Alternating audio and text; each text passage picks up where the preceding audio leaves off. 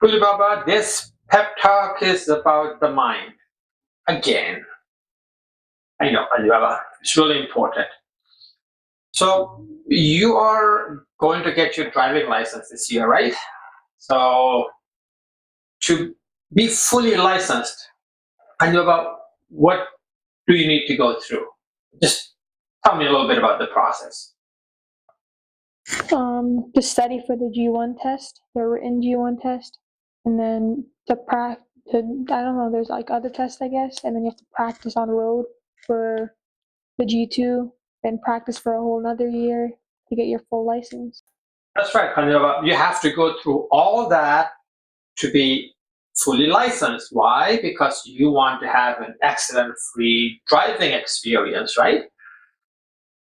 If you don't do that and you just get in the car and drive, I think you already know what will happen. So, but unfortunately, in life, that's what most of us do. We do not spend the time to learn how the mind works. We just do stuff. That's why most of us are stressed, anxious, and frustrated, and always arguing with each other. Nothing seems to be working. Why? Because we do not take time, at least most of us do not take the time to learn how the mind works. If you want to have a accident-free life, like a, a happy and prosperous life, you must do the same. You must go through a process to learn how the mind works, because behind everything that happens to us is the mind. A common misconception is that you need to read lots of books and study for years to know how the mind works. That's not true, Kandibaba. Let me explain.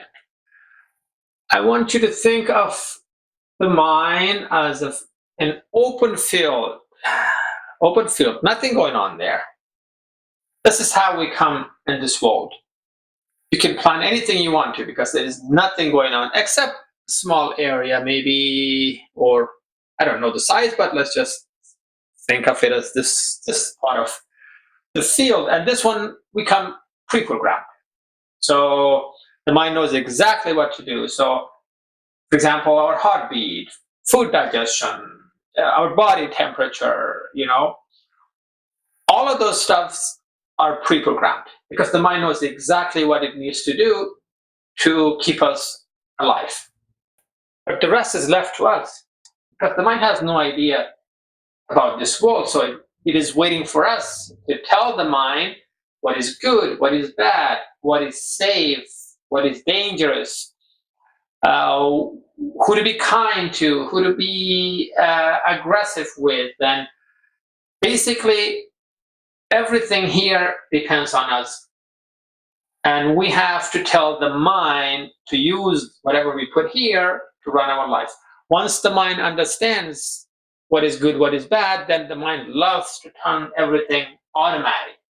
Like when you speak, you don't think about what to say, or when you ride a bike, when you walk. So all of that you didn't know when you came in this world, but you learned, the mind understood, and now it is automatic. So the mind loves to turn everything automatic, which is actually a great news, because once you teach your mind how to make a living, for example, then you don't have to think about it. Your mind will do it for you. There's another part of the mind here is your conscious mind. So Baba, I'll refer to your conscious mind as you and your subconscious mind as the mind. Basically, you are the gatekeeper of your mind. Without your consent, nothing gets in. So you have to determine what is good, what is bad, what is possible, what is impossible, what happiness is, what success is, what failure is. Once you determine that and then you let that information in here, nothing gets in here without your consent. Once all this information gets here, basically your mind is going to use those information to run your life. But here is the problem, Kandi Baba. When you were young, you were not old enough to guard your mind, but it could not be left unguarded, so someone had to guard it for you. And Khanjaba, what do you think? Who guarded it for you? Who allowed all that information to come in? Like your parents? Your surroundings? Yeah, exactly, Khanjaba. Your parents, your family members, the movie you watch, the shows you watch, social media, everyone else told you what is good, what is bad, what is right, what is wrong. That stress is part of life, how life works, what is possible, what is impossible.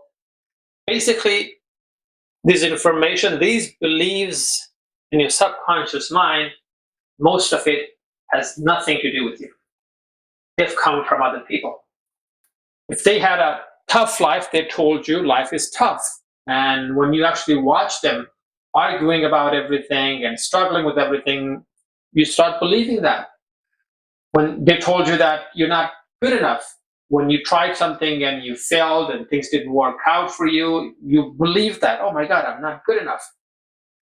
And all of those stuff turn into beliefs. And those beliefs start running your life. Unfortunately, most of the stuff that we have there are negative.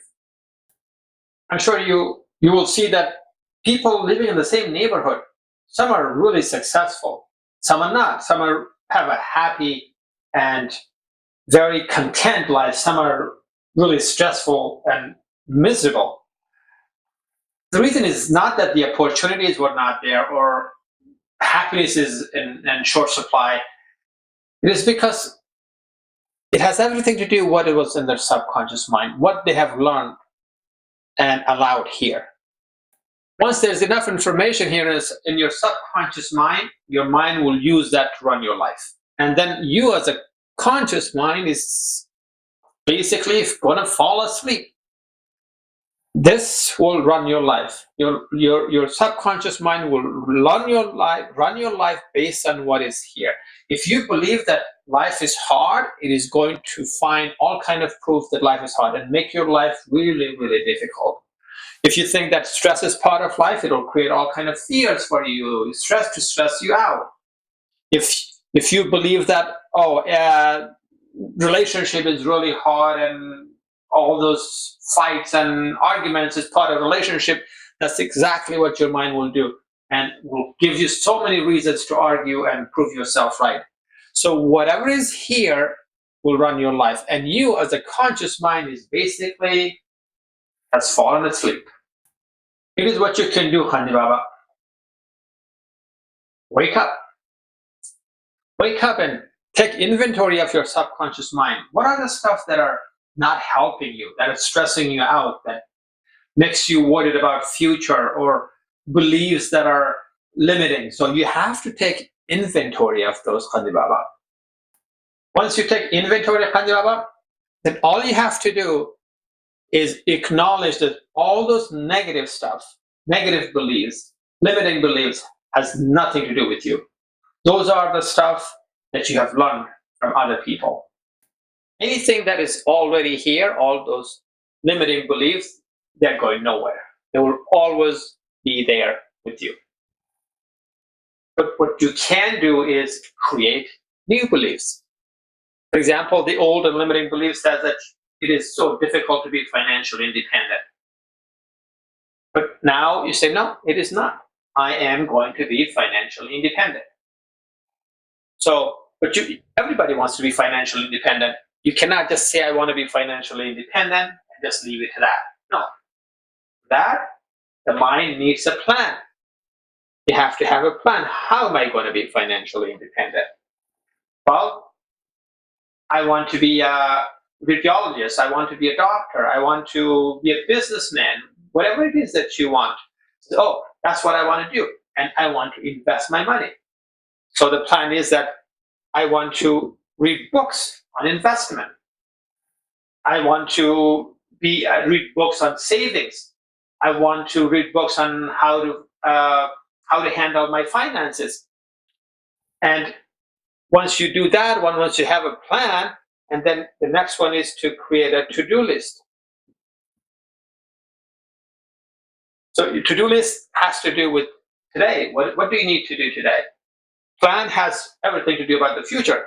So when you're actually writing your to-do list, so all this list has everything to do with your plan. So let's say a to-do list is to go to school, do your homework, go to the library, read about the financing or about investment, so whatever that is. And then the most important one is the task at hand.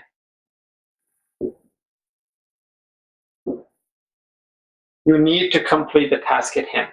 Whatever the task is, if the task is to read 5 pages on investment, when the time comes to do that one, you make sure you complete the task at hand. And your mind will always trick you and says, hey, no, forget about that. Task at hand is not important. I want you to worry about future, because what are you going to do if you cannot get to university?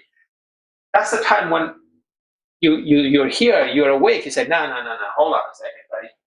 That's not true. That's not even, future is not even here right now. I already have a plan. So my goal right now is to complete the task at hand. Then focus on the task at hand. And your mind will trick you again. Try it after a little bit, you're working, you're reading, and then your mind will take you somewhere else. And then immediately, if you're awake, oops, my mind tricked me again. Bring it back, complete the task at hand.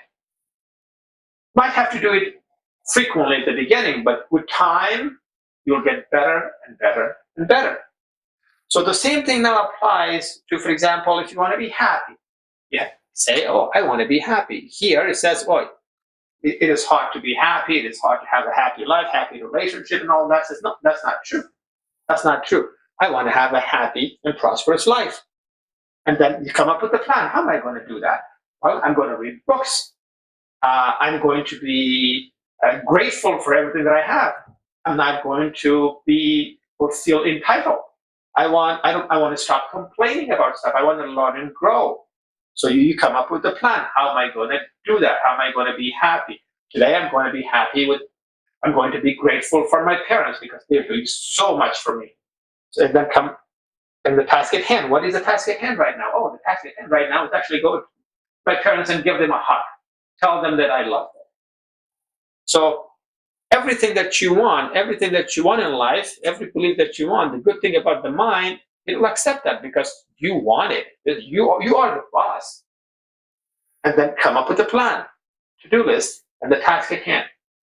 And I'm going to insist on this one, Anilava, the task at hand. Because your mind will constantly trick you and says, worry about future, worry about future. What if you cannot get to the university you want? Then you have to tell your mind, oh no, oops, that's my old and limiting beliefs. And no. I have a plan. That's not my goal right now. My goal is complete the task at hand. If your mind tricks you again and says, oh my God, what if you cannot get the job, for example, the job you want, or what if you fail in business? Oh, it's not here. Well, that's a plan. I have a plan. That limiting belief is here, so it's not here. So here, the task at hand. Here I have a plan. Here I have a to-do list. I want to complete the task at hand. And the task at hand is in your control. It's always in your control. You can always read 5 pages of books on investment, for example. You can always do your homework. You can always be loving and caring. What it means that if this one is in your control, it means all of these are also in your control.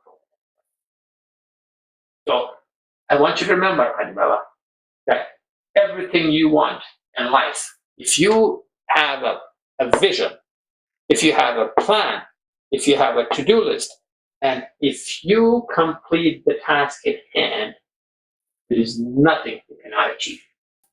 I'm sure, Anibala, now you know that you are in control of your life. You are in control of your destiny. But for that, you need to guard your subconscious mind. You need to guard your vision. You need to guard your dreams, Anibaba, because nobody else is going to do that for you. There's no excuse for you not to do that. And this is the best time because you're young. The older you get, the harder it's going to be. If you don't, your limiting beliefs that have nothing to do with you will create a future that you will regret.